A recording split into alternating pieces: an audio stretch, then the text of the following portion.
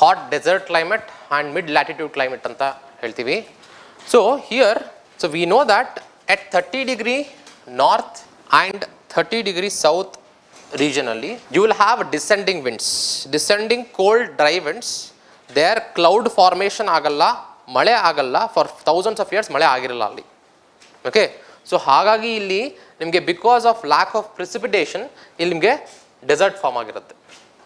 So imagine ಮಾಡಿ ಇಲ್ಲಿ ಯಾವ ಥರ ಗಾಳಿ ಇರುತ್ತೆ 30 degree to equator global wind, surface winds ಯಾವುದಿರುತ್ತೆ?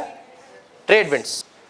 ಈಗ 30 ಡಿಗ್ರಿ ಸೌತ್ ಹತ್ರ ಇಲ್ಲಿ ಡೆಸರ್ಟ್ ಇದೆ, ಬಟ್ ಇಲ್ಲಿಲ್ಲ, ಅಥವಾ ನೋಡಿ ಇಲ್ಲೆಲ್ಲ ಇಲ್ಲ.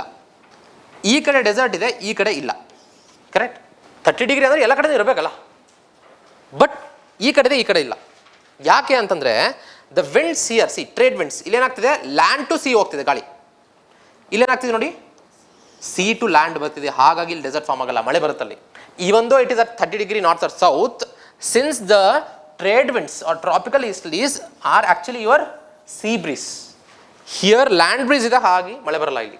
Here it is sea breeze because the moisture will go to the land, ಮಳೆ ಆಗುತ್ತೆ.